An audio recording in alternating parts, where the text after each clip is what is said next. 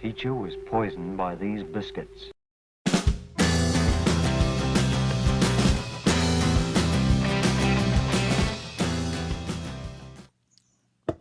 Hello everyone, welcome back to the channel, and today is a very special video. It's a book tag, but it's a very special book tag because basically I'm creating this to celebrate an anniversary.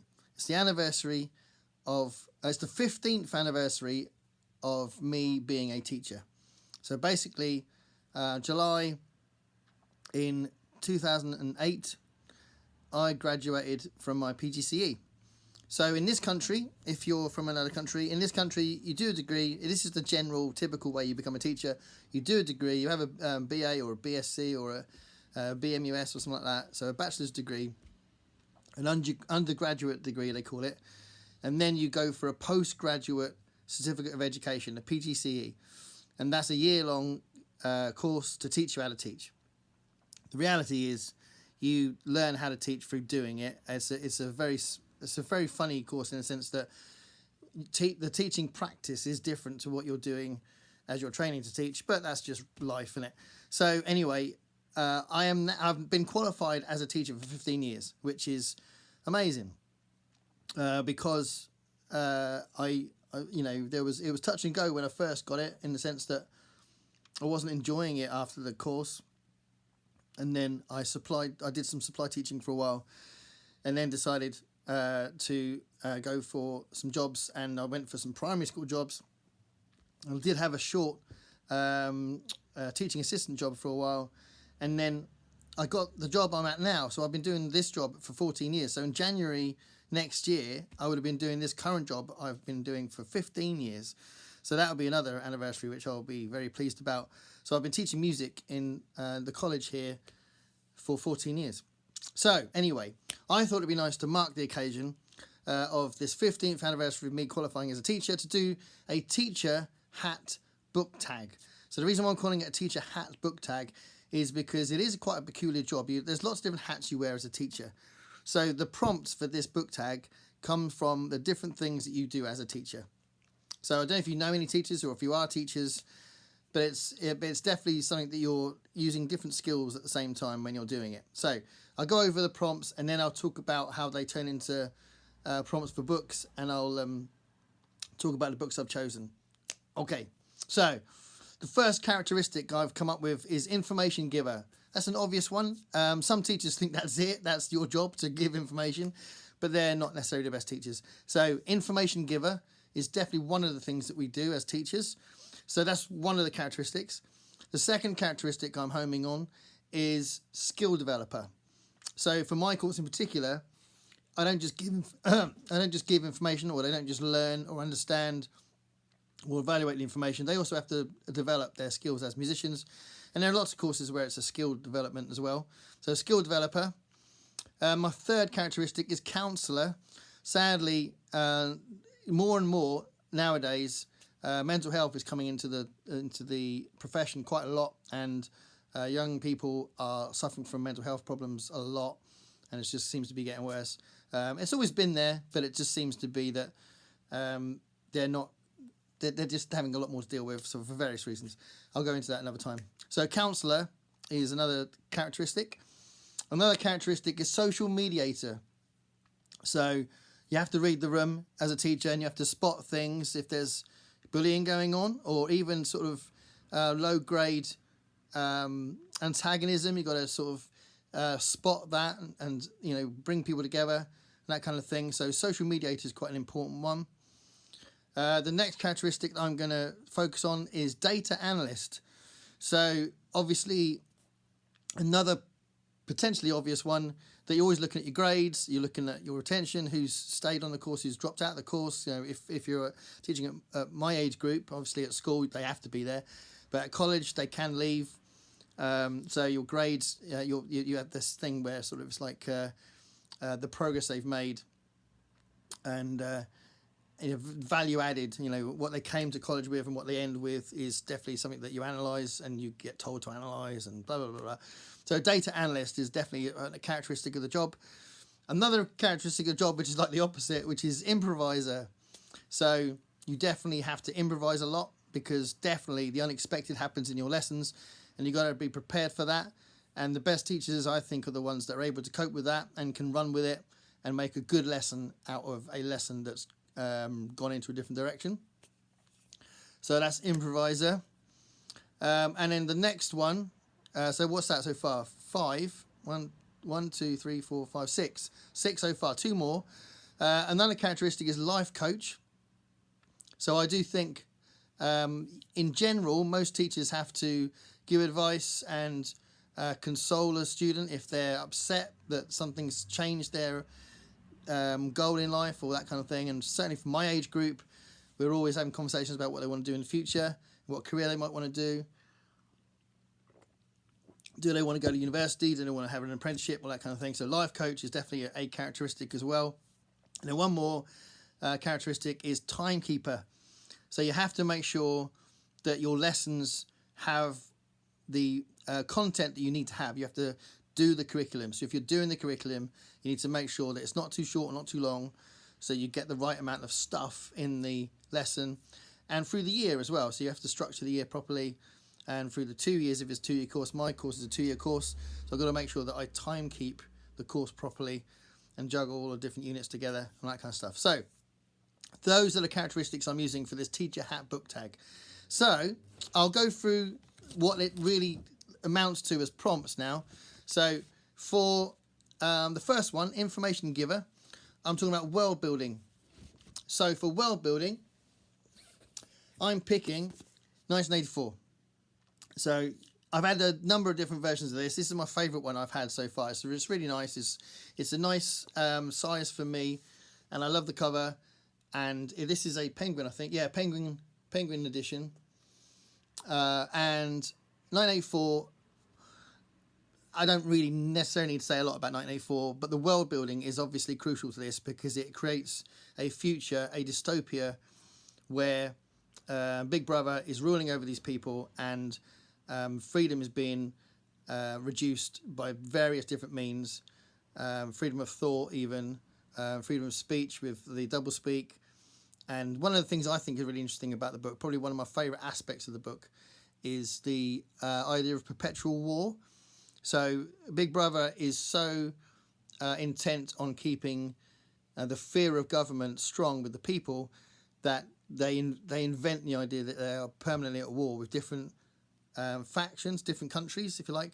It is different countries.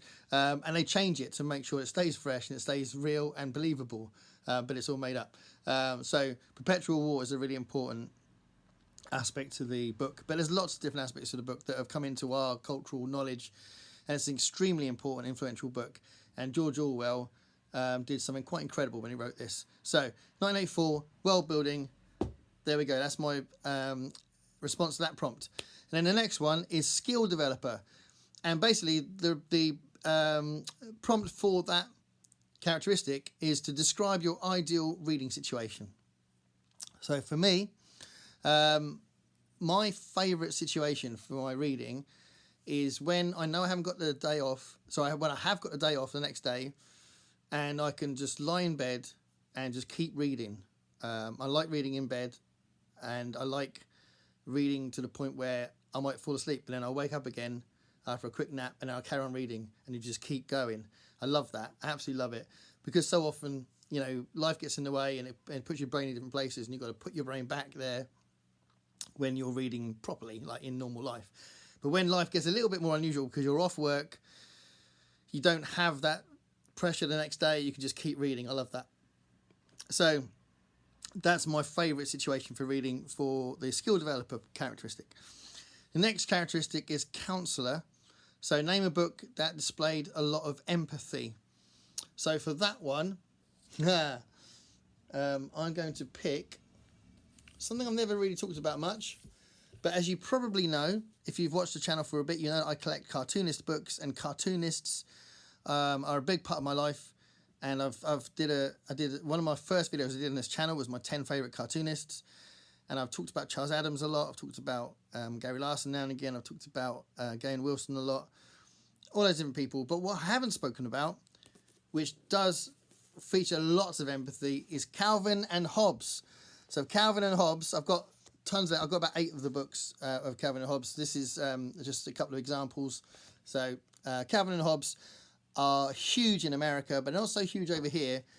But it's all sort of empathizes with what it's like to be a kid, what it's like to have that kind of imagination, and they kind of solve life's riddles together, and what it's like to deal with your parents, all that kind of stuff, and it's just fantastic. So I'd recommend if you're someone who doesn't really look at cartoonist stuff much, definitely recommend you look at Calvin and Hobbes. So yeah, that's my response to the empathy question. The next characteristic is social mediator. So I want a book that has some great social observation. So for that one, I'm picking Will McPhail's Love and Vermin. So another cartoonist book. This is Will McPhail is a British cartoonist who works for the New Yorker, and it's quite a new book actually. And I discovered him from his graphic novel called In, which is really good. And this is like a collection of his one-panel cartoons. I love one-panel cartoons, more than strips actually. There's just some great examples of social situations.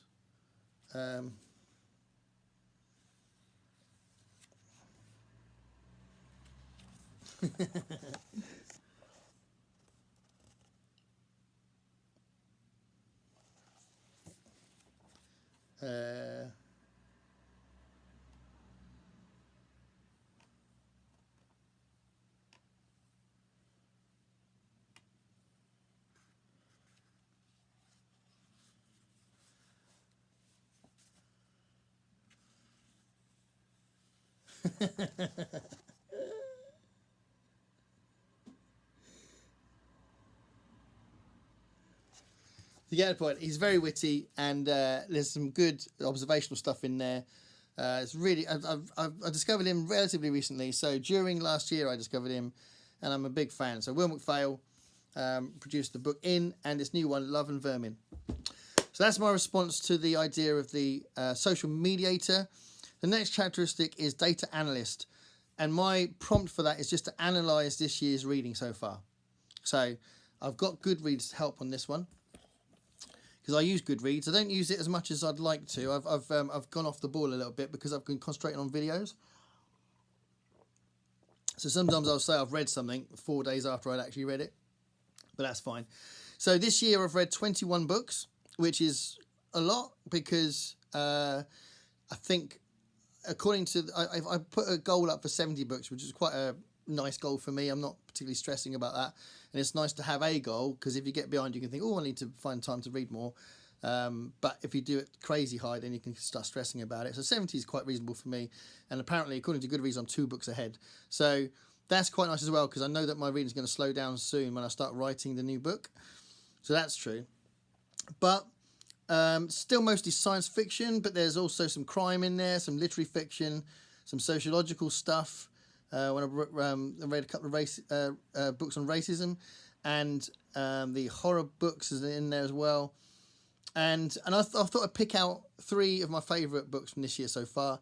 So Razorblade Tears, Better, and Battling the Gods are 3 of my favourite books from this year. 2 of them I've already done a review on, and Battling the Gods I will do a video about Battling the Gods, but I'm thinking now what I'm going to do is do a very brief timeline kind of video on disbelief and doubt through the ages, because that seems to be one of the focuses I'm taking in the Historathon. So that's something I'm going to be looking at. So there we go, that's my reading for this year so far. So that's my response to that prompt. The next characteristic is Improvisor. So a book that has the element of the absurd in it. So another book I've only just discovered. I really love this book. So this is another cartoonist. So this is a graphic novel. It's not really cartoony. It's cartoony style, definitely, but it's got a plot. And I mean, I say a plot. It's got quite a mad plot, but I love the way it's drawn. And it's got quite a lot of world building. It's got some strange things like those guys there. their heads have shrunk, or they've all shrunk except their ears. I can't remember the reason why their ears haven't shrunk, but that's part of the plot as well. And he's just goes on this adventure, and it's just amazing. It's fantastic. There's loads of ideas in it, and I definitely recommend it. It's a really lovely book. So, but it's completely mad as well, and really absurd and surreal.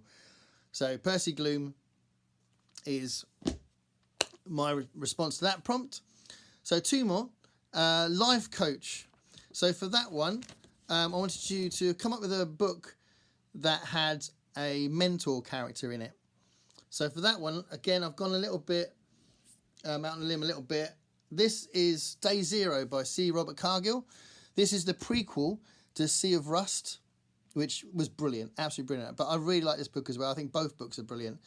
And it's quite nice, actually, because I was pleased that this was good, because in between I read another book of his, Dream of Shadows, I think it's called, and I really didn't like it. I was really bored, and that was like his fantasy book, and I don't know, it was just so, there was no life or energy or bounce to the prose, and it was a real sludge. So I did finish it, but I took ages to read it because it was so boring. But this is really cool, and Sea of Rust is really cool. And what you get with this, there's a bit of a Calvin and Hobbes thing going on here, because you've got Ezra, who's basically been placed in this the beginning of the robot apocalypse, which is developed a lot more in Sea of Rust, but this is how it starts, because the prequel. You've got Ezra dealing with this. He's a boy, and he's got Pounce, and Pounce is a nanny bot. So he's a robot that's been given the charge of looking after Ezra, and they basically go off. They escape from their home because it all kicks off, and he's got to look after Ezra. So he kind of plays that mentor role and gives him life lessons through the book. It's a really good book. So Day Zero, C. Robert Cargill, is my response to that one. And then to finish off, Timekeeper. For the Timekeeper prompt, a book that features time in its narrative. So it could be time travel, could be a time dilation, it could be one of those big family sagas that spans a lot of time in the narrative. So I'm going with a time travel one, and I wanted to mention this one. So this is a Robert Silverberg short story called Needle in a Time Stack. So it's part of a massive collection here, which is really good. But this story, I discovered the story when I was looking into the time travel stuff for my first video on time travel, I think. No, this might be in the second one, to be fair. I think this is in the second video I did on time travel. I'm leading up, so probably either end of this year or early next year, I'm going to do my top 25 time travel books.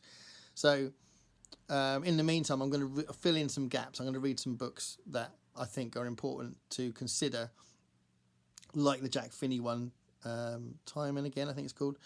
So a few things like that I haven't read yet. But anyway, Needle in a Time Stack is a really cool story. It's only about 20 pages long, and the plot is all about everyone can time travel in this story. So anyone can time travel by choice. And if someone time travels, everyone has this sort of sickly feeling. So they know that someone around them has time traveled. And there's this person that is really bitter about his best friend's relationship and his marriage. And he keeps going back in time to screw it up. And it's just really well written. It's kind of funny, but also really observational and wry as well. And it's a really cool story. It's one of my favourite time travel stories. It's only 20 pages long, but it's really good. Robert Silverberg writes about time a lot, actually. So anyway, that is my response to the Timekeeper prompt. And there we go. I want to tag people now, because I think this could be a really fun tag. The Teacher Hat book tag. If you want to praise teachers and talk about it in that sense, that's cool. But if you just think the prompts are interesting, that'd be cool. I'm going to tag some specific people. I'm going to tag a few teachers first. So I know Vin from Revenant Reads is a teacher, and Bill Rutenberg is a teacher. I think Jackie from Spread Book Joy is a teacher, and I think A Very Literary Carrie is a teacher as well. So I'm going to tag all those 4 people, and I'm also going to tag MJ from Reading This Life. I'm going to tag Ollie from Criminolly, and I'm going to tag Tony Morrow as well. And I'm going to tag Courtney from Tangible Reads. And I'm going to tag Aaron Facer as well. There we go. So there's a bunch of tags to get that going. So yeah, if you think this is a cool tag, please join in and do it. And let me know you've done it. Or, you know, yeah, tag me in it. It'd be cool. It'd be great to see it. And big up for teachers. 15 years being a teacher. What? That's crazy. So yeah, I still enjoy my job. I think the best thing about the job for me, what I like the most about the job, is seeing what the students do, and the work they come up with. Sometimes the written work they come up with, and sometimes the performances they do. Because I'm a music teacher, so you know when we do the gigs, I always get quite emotional at the gigs. It's lovely to see them. You know, become more knowledgeable about music and develop as musicians, all that kind of stuff. So you know that's really cool. So it can be a rewarding job, but it's also quite crazy, as all those different prompts hint at. So anyway, thanks a lot for watching. See you later. Bye.